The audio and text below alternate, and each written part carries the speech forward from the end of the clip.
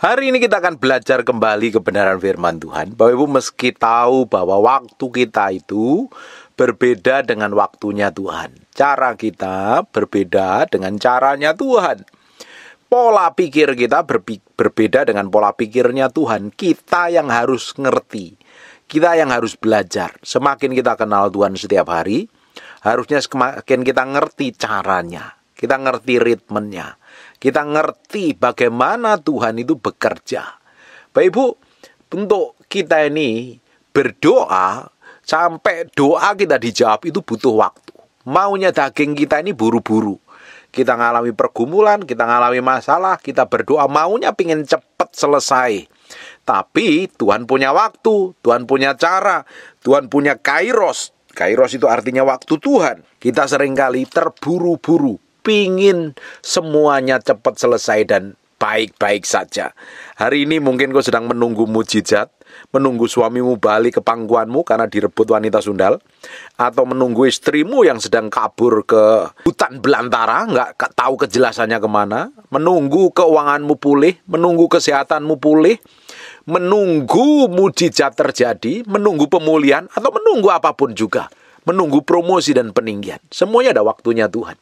Nah, waktu kita menunggu adalah waktu yang paling tepat kita ini bergaul intim dengan Tuhan. Kita belajar menyatu dengan Tuhan. Ngerti maunya, ngerti kehendaknya, dan kita berubah menjadi serupa segambar dengan Tuhan.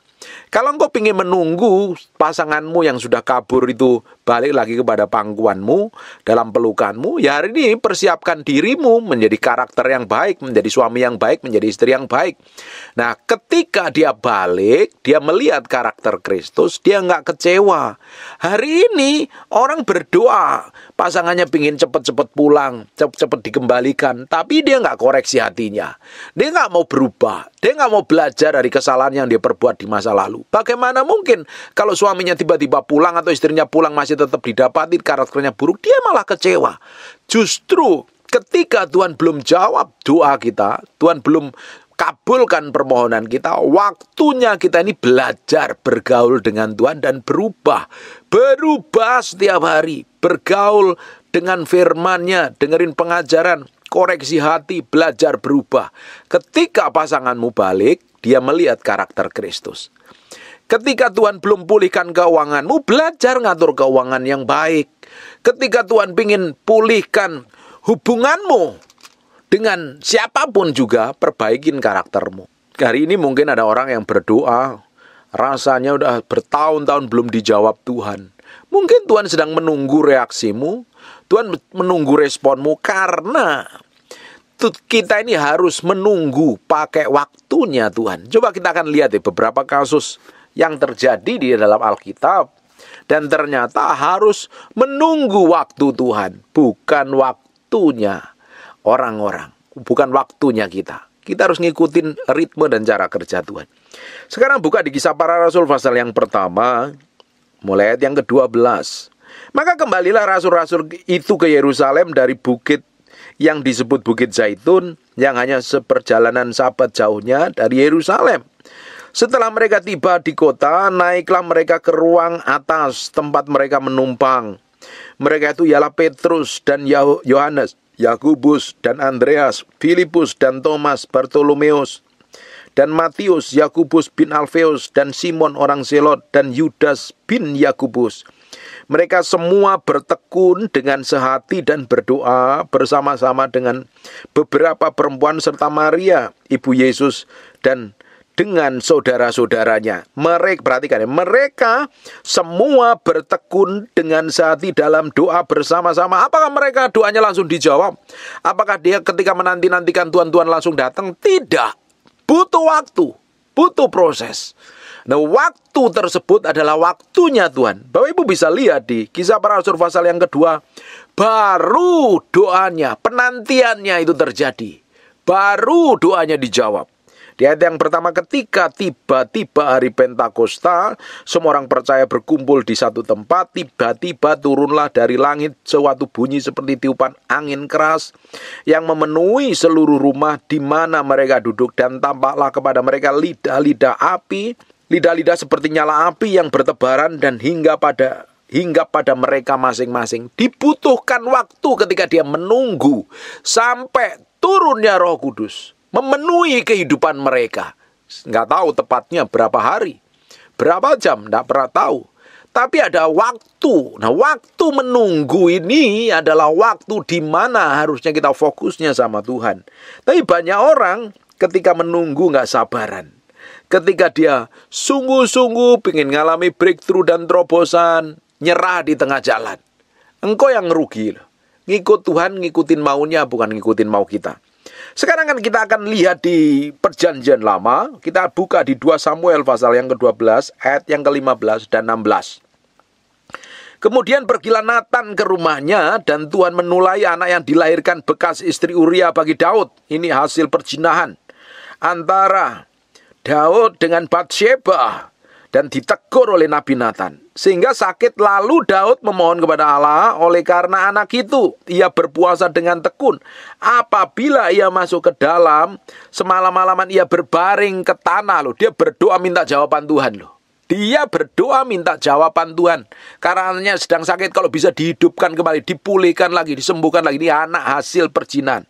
Coba perhatikan di ayat yang ke-18. Pada hari yang ke-7 matilah anak itu. Ada prosesnya. Nunggu 7 hari. Loh kok bisa 7 hari? Itu ketetapan Tuhan, kita nggak pernah tahu. Bapak Ibu berdoa dan sampai hari ini belum dijawab Tuhan. Kan Bapak Ibu nggak pernah tahu keputusan Tuhan sampai kapan. Berdoa setia. Setia terus. Minta. Ketok. Cari, maka engkau akan mendapatkan. Seperti seorang perempuan yang minta keadilan kepada hakim yang lalim itu. Dia gedor-gedor terus. Ujungnya dibuka dan dibela. Kita berdoa sama Tuhan kan harus seperti itu. Tekun, gigih, terus, dan fokus kita kepada Tuhan. Kalau engkau sudah menyerah ya, capek Tuhan, belum dijawab Tuhan, aku udah lelah, hidupku begini terus. Belajar bergantung sama Tuhan. Tidak hanya cukup engkau berdoa, koreksi diri. Apa yang harus diperbaiki? Apa yang salah ditanggalkan. Yang najis, yang kotor ditanggalkan. Karakter yang buruk diserahkan sama Tuhan, biar Tuhan ubahkan. Tapi kita ini sering maksa Tuhan. Bapak Ibu, kalau engkau maksa Tuhan, Tuhan itu Allah yang baik, Dia akan beri loh. Tapi engkau berurusan dengan Tuhan. Tuhan adalah Bapa yang baik. Dia seringkali ngalah sama kita. Tapi urusanmu nanti ruwet. Kita lihat kejadian apa yang terjadi, yang dialami oleh Hizkia. Hizkia secara ketetapan Tuhan harusnya dia mati. Tapi dia ngomong sama Tuhan, minta perpanjangan umur. Ternyata pada waktu perpanjangan umur, melahirkan seorang anak namanya Manasye. Pada perpanjangan umur, Hizkia punya anak namanya Manasye. Dan apa yang terjadi? Gara-gara Manasye, bangsa Israel berbuat dosa di hadapan Tuhan. Makanya kita harus ngikutin ketetapan Tuhan, bukan ngikutin mau kita. Kita harus jalan ngikutin mau Tuhan, bukan ngikutin kehendak kita. Kalau hari ini belum terjadi terobosan, belum dipromosi, artinya engkau sedang dipersiapkan Tuhan. Kalau hari ini sedang bergumul, berjuang, ya artinya Tuhan sedang bentuk kamu. Bersyukur. Menunggu waktu Tuhan. Menunggu terobosan. Menunggu promosi. Menunggu peninggian. Menunggu pemulihan. Waktu menunggu, kita beri hati kita sepenuhnya di hadapan Tuhan. Koreksi sampai kedalaman batinmu. Daud ketika ditegur, nunggu anaknya. Ternyata perlu 7 hari, anaknya nggak sembuh malah mati lagi. Kenapa? Itu yang terbaik untuk Tuhan. Baru Daud mulai mandi, membersihkan diri, dan lain sebagainya. Sekarang kita akan lihat lagi di 1 Samuel pasal yang ke-13 ayat yang ke-8. Apa yang terjadi terhadap Saul ini? 1 Samuel 13 ayat 8. Ia menunggu 7 hari lamanya sampai waktu yang ditentukan Samuel. Tetapi Ketika Samuel tidak datang ke Gilgal, mulai rakyat itu berserak-serak meninggalkan dia. Butuh waktu kan.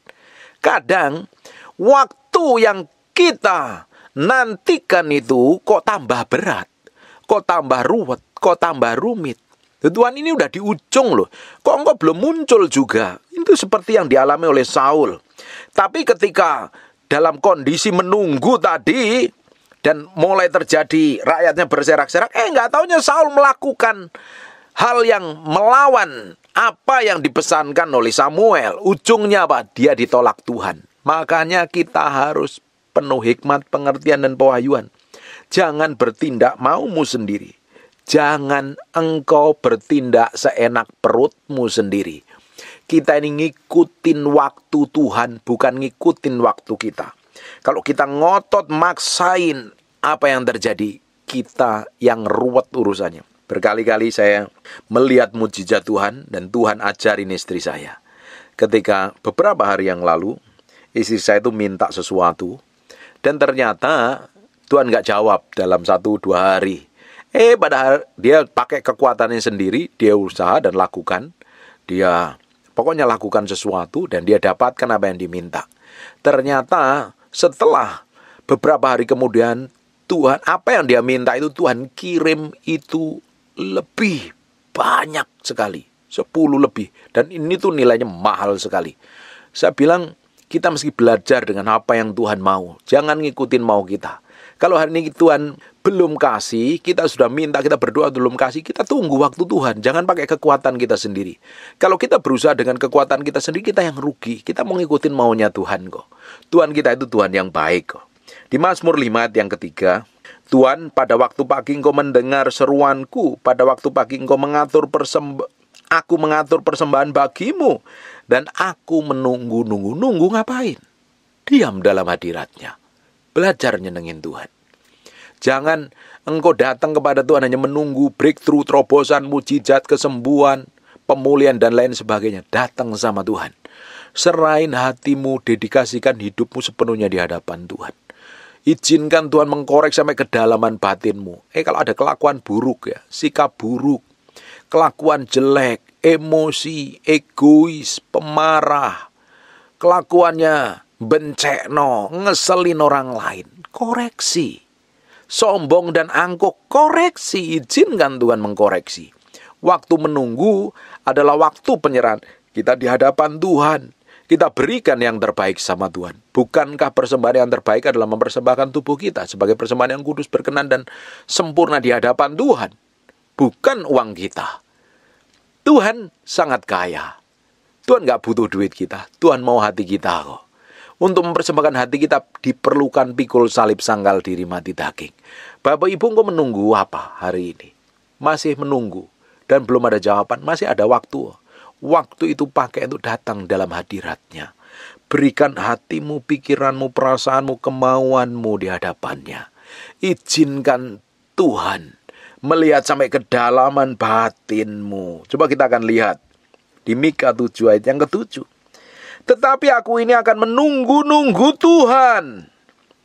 Akan mengharapkan Allah, menyelamatkan aku. Allah akan mendengarkan aku. Menunggu-nunggu. Sampai kapan? Sampai Tuhan turun tangan. Menunggu gak ada kejelasan loh Bapak Ibu. Kita berdoa minta jawaban Tuhan. Itu kita gak pernah tahu loh sampai kapan loh. Bagian kita ngapain? Setia. Bagian kita ngapain? Bergaul sama Tuhan. Engkau menunggu mujizat. Setia. Jalan sama Tuhan. Jangan lemah. Alkitab katakan terkutuklah orang yang mengandalkan kekuatannya sendiri. Belajar mengandalkan Tuhan. Ngikutin maunya Tuhan. Tuhan kita Tuhan tetap yang baik kok. Dia tidak pernah membiarkan kita. Bapak di dunia ini kalau anak minta roti tidak pernah dikasih batu. Apalagi Bapak kita di surga. Engkau punya kebutuhan apa? Pasti dijawab Tuhan. Kalau sampai hari ini belum dijawab, engkau disuruh menunggu.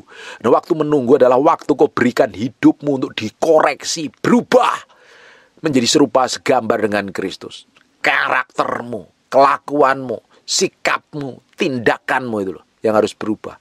Seringkali kita ngotot mau kita sendiri. Seringkali kita merasa benar menurut cara pandang kita sendiri.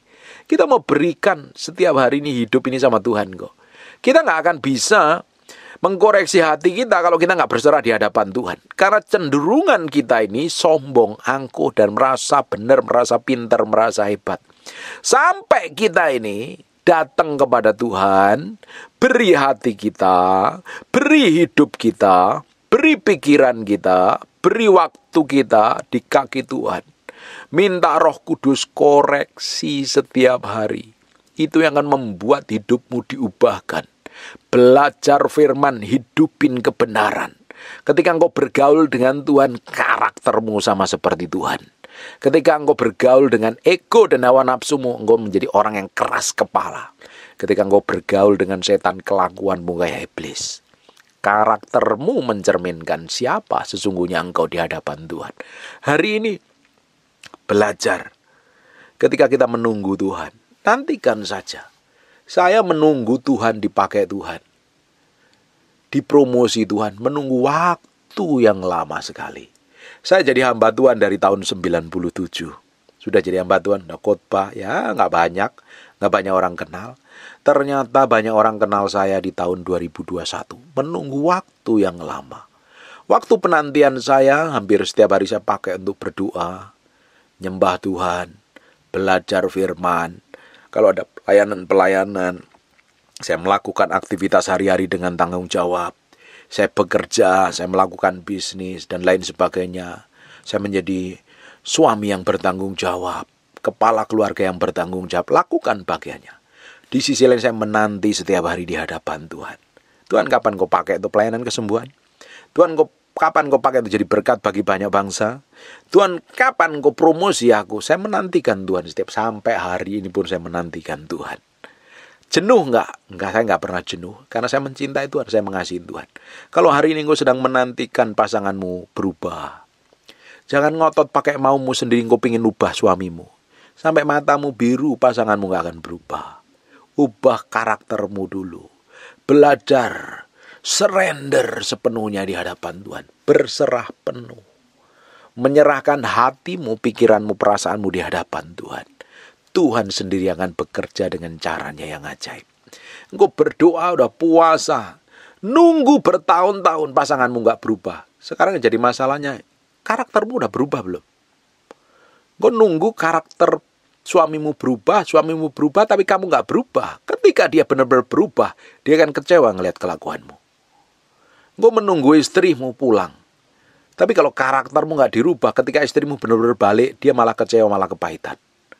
Waktu menunggu adalah waktu kita berserah sepenuhnya di hadapan Tuhan. Mengkoreksi diri sampai kedalaman Tuhan. Nggak enak, nggak gampang, nggak mudah. Dan tentunya membosankan. Siapa suka menunggu? Menunggu adalah hal yang membosankan kok. Seperti kita menghabiskan waktu sia-sia. Tapi kalau kita diam di kaki Tuhan, waktumu nggak pernah sia-sia. Kalau engkau pakai waktumu setiap hari bergaul dengan Tuhan, tidak ada yang pernah sia-sia. Kadang ya kita menanti Tuhan sampai titik di mana kelihatannya sudah nggak ada pertolongan. Tiba-tiba muncul pertolongan yang datangnya dari Tuhan. Kadang kita serasanya sudah angkat tangan. Nggak taunya Tuhan tiba-tiba muncul dalam kedahsyatannya. Bukankah seringkali Tuhan lakukan seperti itu? Kenapa Tuhan lakukan seperti itu?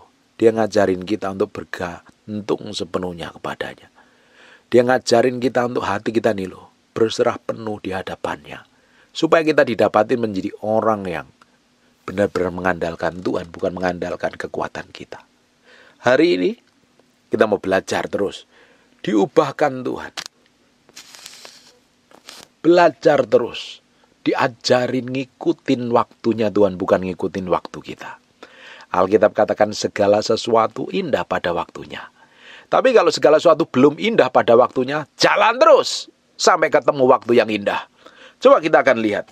Kita buka di Pengkhotbah pasal yang ke-3, ayat yang ke-11. Ia membuat segala sesuatu indah pada waktunya. Kalau kejadianmu hari ini tidak indah, jalan terus. Artinya, belum selesai hidupmu. Bahkan ia memberikan kekekalan pada dalam hati mereka.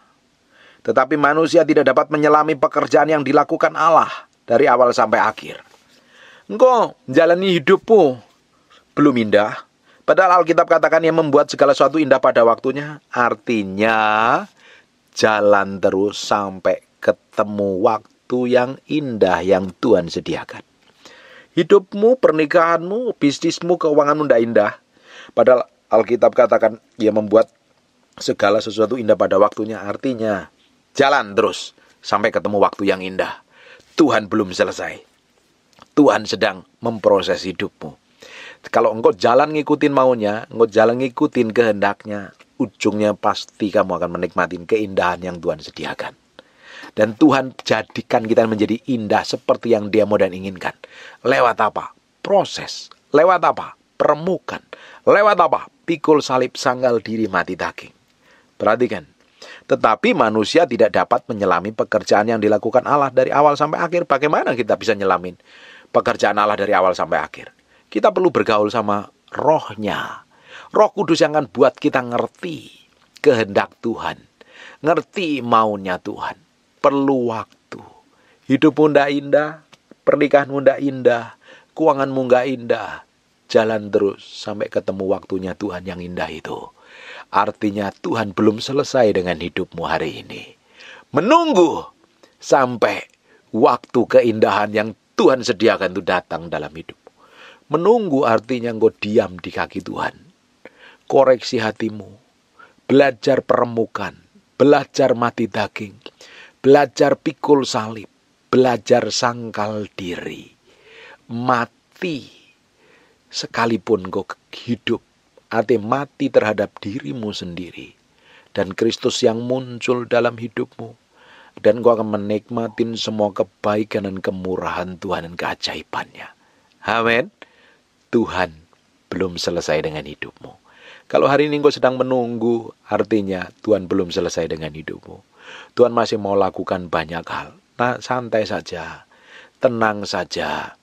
Waktu menunggu jangan ruwet, jangan rewel, jangan gerutu, jangan ngeluh. Bangsa Israel diperpanjang waktunya sampai 40 tahun. Ternyata dia nggak sabar. Dia di tengah jalan ngeluh, ngomel, gerutu, memberontak, mulutnya jahat. Tambah ngomel, tambah lama.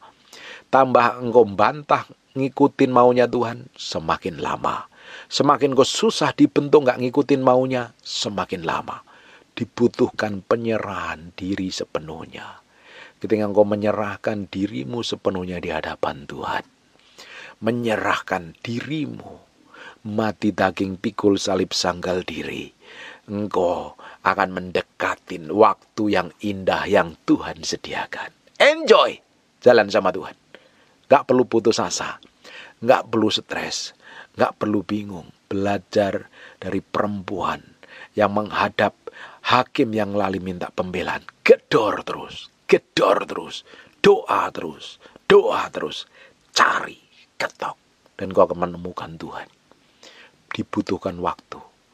Waktu itulah waktu Tuhan membentuk kita. Nikmatin proses yang ada, jangan terburu-buru. Jalanin dengan indah, jalanin tanpa ngomel, tanpa gerutu, jalanin prosesmu, dan menikmatin semua kebaikan Tuhan. Dia akan muncul dalam kedahsyatannya, membuat kehidupanmu, menikmatin keindahan yang Tuhan sediakan, menikmatin janji-janjinya yang luar biasa dan ajaib. Amin. Tutup matamu, tutup Alkitab, kita berdoa. Bapak, terima kasih buat kebenaran firman-Mu. Kami materaikan dengan darah anak domba Allah, nempel dalam hati kami, terpal dalam loh batin kami. Firman jadi kehidupan. Hamba-Mu berdoa, orang yang rajin mendengar firman yang Hamba-Mu sampaikan. Berkati mereka. Tuhan campur tangan. Tuhan bikin breakthrough dan terobosan. Tuhan lakukan sesuatu yang ilahi. Dan Tuhan bekerja dengan caranya yang ajaib. Ajarin mereka untuk menunggu waktu Tuhan. Ngikutin kehendak Tuhan, ngikutin maunya Tuhan. Hamba berdoa orang yang sakit dan mengalami kelemahan tubuh oleh bilur Yesus, oleh darah Yesus, jadilah engkau tahir, jadilah engkau sehat, jadilah engkau sembuh. Jadi seperti aku doakan dan katakan di dalam nama Yesus. Berkat-Mu berkelimpahan. Kami berdoa dan mengucap syukur. Haleluya. Amin. God bless you. Terima kasih Tuhan, terima kasih, terima kasih. We thank you, we praise you, we adore. Terima kasih buat siang hari ini. Kami mau dedikasikan hidup kami siang hari ini untuk menyembah-Mu. untuk datang di hadirat, memberikan korban yang terbaik dalam nama Yesus. Haleluya. Amin, amin. Tetap berdiri, pegang HP-nya dulu, di silent. Saya nggak mau dengar suara HP hari ini. Pastikan HP-mu di silent. Tetap berdiri sebentar. Di Kidung Agung pasal yang ke-8, 6 dan 7. Taruhlah aku seperti materai dalam hatimu, seperti materai pada lenganmu, karena cinta kuat seperti maut, kegairahan gigih seperti dunia orang mati. Nyalanya adalah nyala api, seperti nyala api Tuhan. Air yang banyak tak dapat memadamkan cinta, sungai-sungai tak dapat menghanyutkannya. Sekalipun orang memberi segala harta benda, rumahnya itu cinta, namun ia pasti akan dihina. Kita harus tempatkan Tuhan jadi yang utama dan terutama, lebih dari apapun juga. Taruh Tuhan harus jadi yang utama dalam hatimu.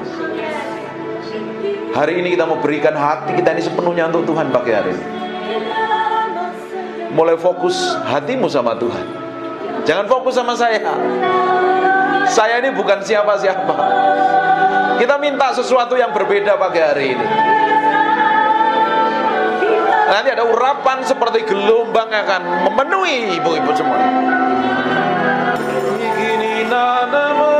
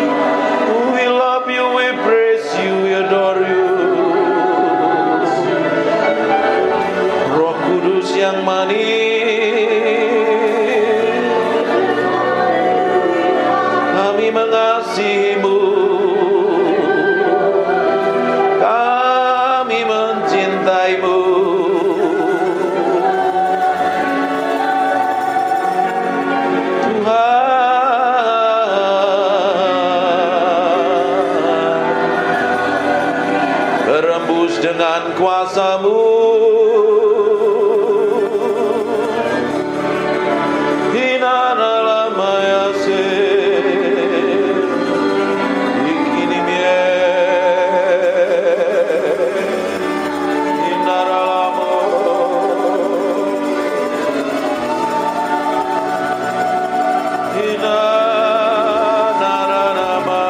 Buka tanganmu dua-dua.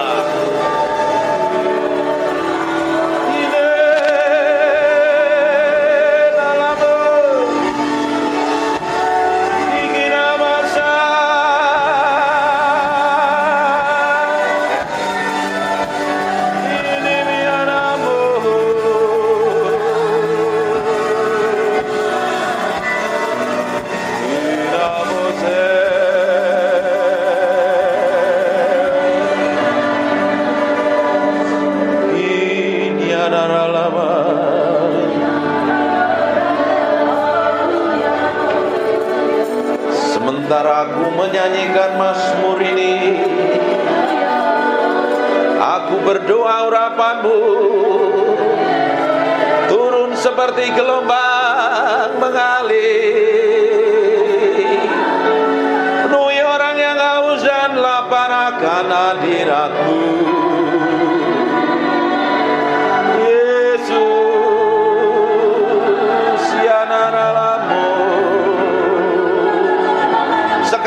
Urapan itu sedang turun dalam ruangan ini. Semakin kuat urapan itu turun dalam nama Yesus. Jesus name. Go, fill, penuhi setiap orang dalam ruangan ini. Jesus.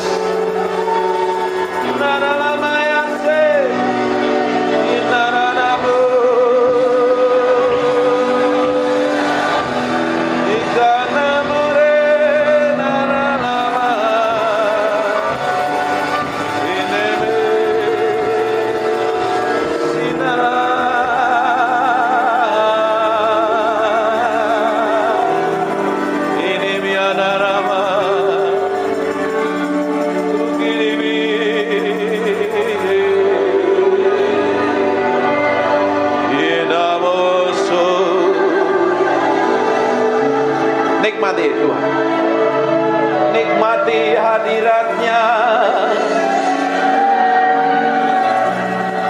siang hari ini, nikmati hadirat-Nya,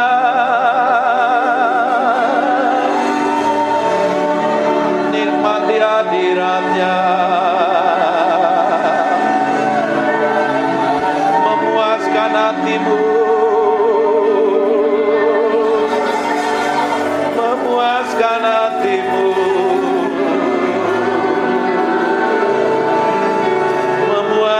hatimu.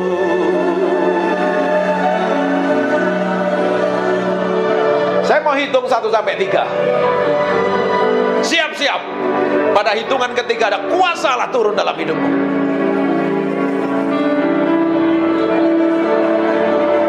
Nikmati hadirat-Nya. Siap-siap saja kuasanya turun menjamahmu. 1.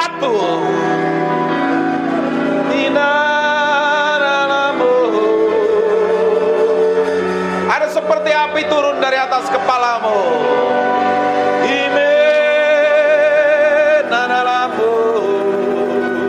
Dua. Sekarang terima itu. Jesus. Take. Jesus name. Go. Marahlah bagimu. Terus. Take it. Touch in Jesus name. Jesus name.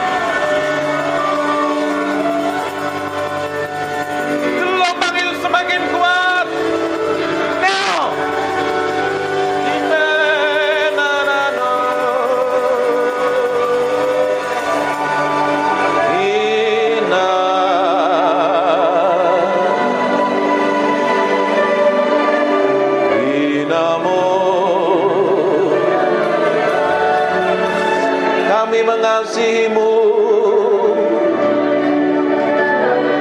kami mencintai-Mu. Dari hati kami mengalir penyembahan, dari hati kami mengalir Mazmur. Jesus, Jesus.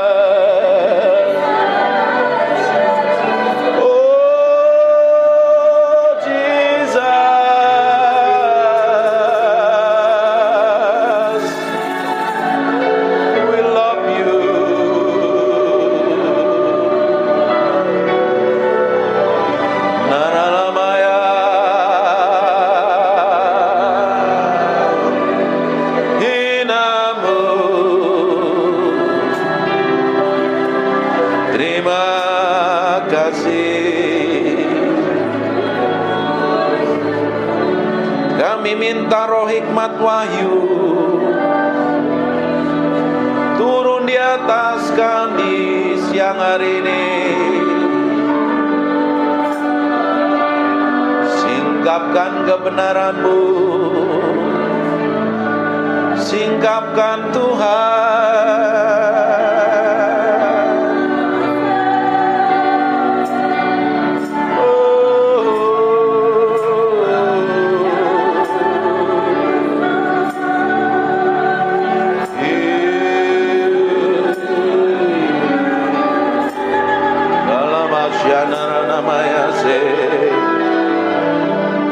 Terima kasih, terima kasih,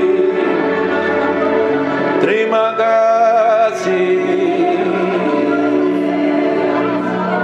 Jesus.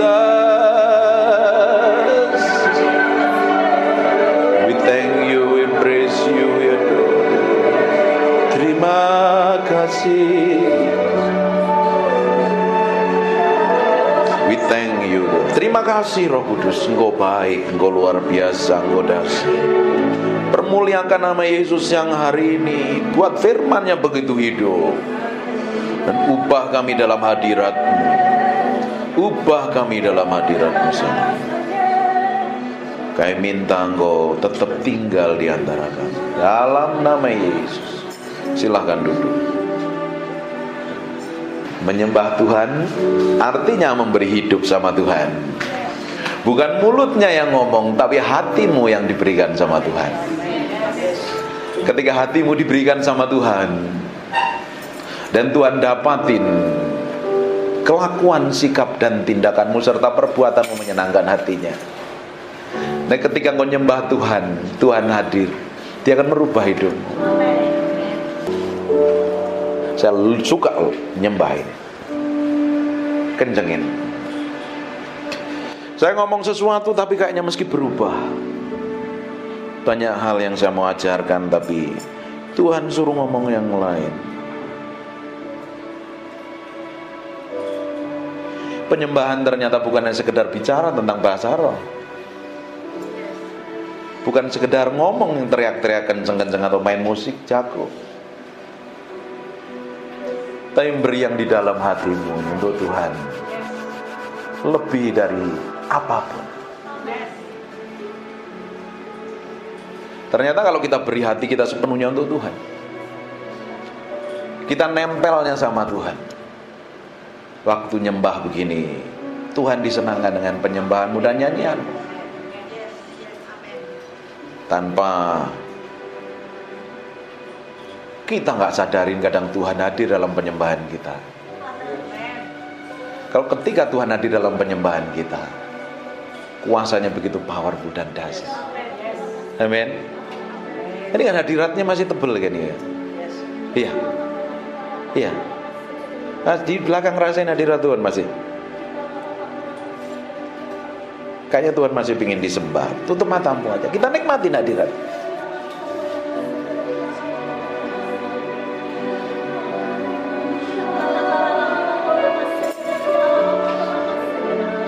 Naralamaya, naralamu, sinaramore.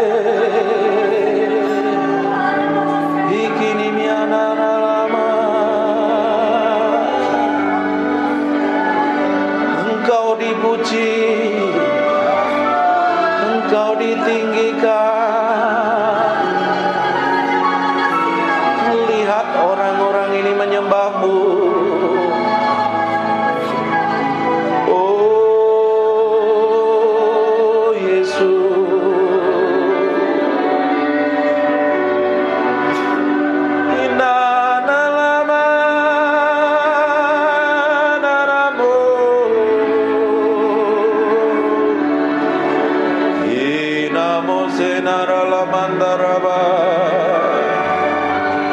Mulai bangun keintimanmu dengan Tuhan.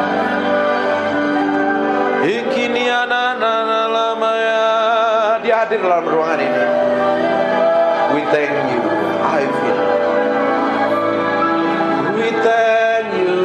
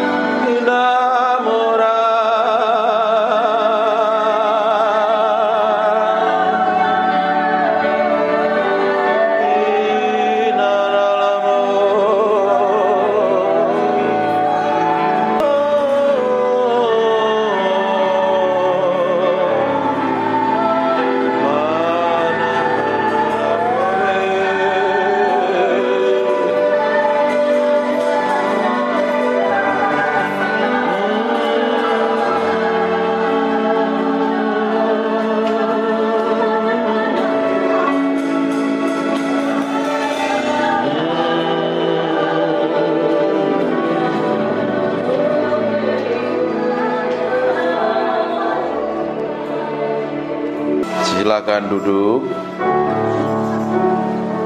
Bapak Ibu, perkara rohani itu paralel dengan perkara jasmani. Kalau kita menang secara rohani, kita akan menang secara jasmani. Kalau kita menjadi manusia rohani, karaktermu pasti berubah. Mulutmu berubah.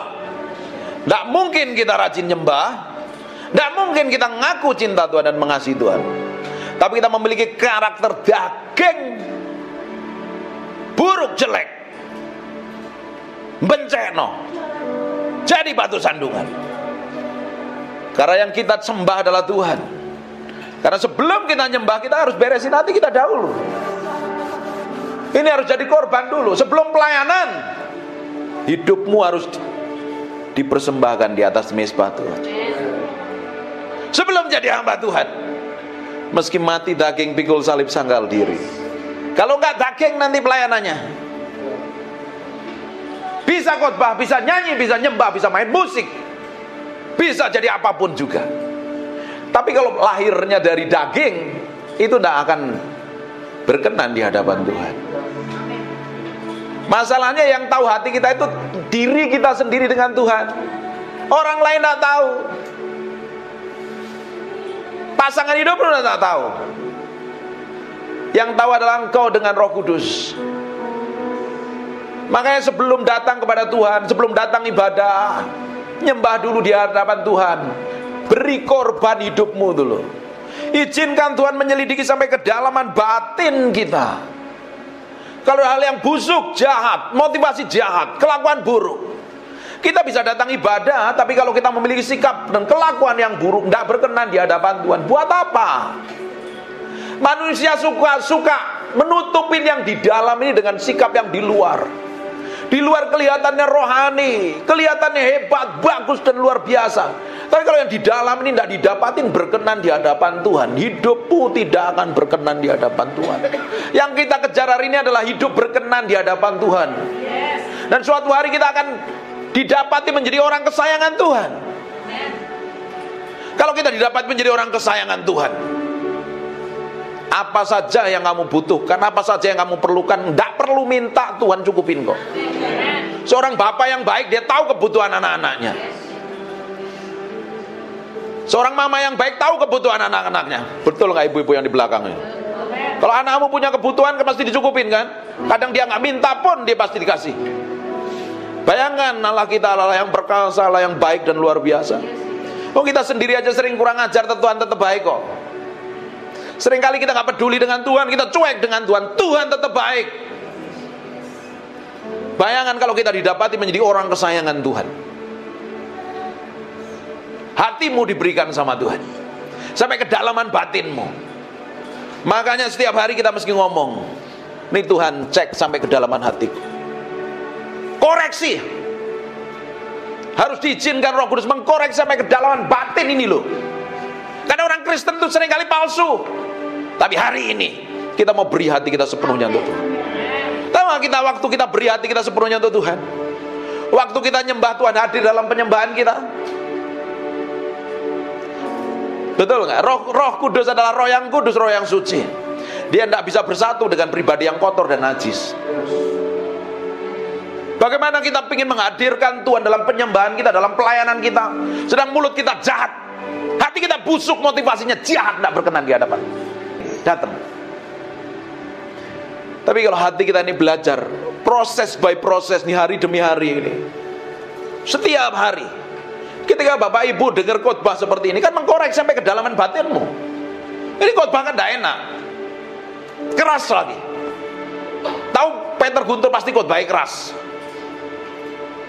nggak ngomong manis.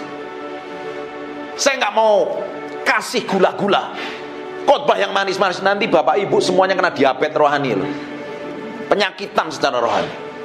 Saya kasih stik dan daging supaya engkau bertumbuh kuat di dalam Kristus dan didapati menjadi orang-orang yang berkenan di hadapan Tuhan, nyenengin hati Tuhan. Bukan menang secara rohani saja, secara jasmani pun engkau punya jadi orang-orang yang skillful, berhasil di bidangmu. Jadi ibu rumah tangga yang berhasil, jadi businessman, businesswoman yang berhasil. Kerjain apa-apa berhasil, karena kalau orang disertain Tuhan, apa saja yang dikerjakan tanganmu Tuhan akan bikin berhasil. Tidak mungkin ikut Tuhan itu gak bikin berhasil. Ada yang salah kalau hidup kita gak ngalami peningkatan. Masa dari tahun ke tahun tetap sama? Yang gak berubah itu Yesus. Kita harus berubah dari kemuliaan kepada kemuliaan, dan kemuliaan itu semakin besar. Orang bisa melihat kemuliaan yang manifestasi melalui hidup kita. Amin. Tuhan mau seperti itu. Bukan duduk di gereja, ditumpangi tangan pendeta, diuyak-uyak kepalamu, terus hidupmu ingin berubah, sampai gigimu rontok semua, nggak akan berubah.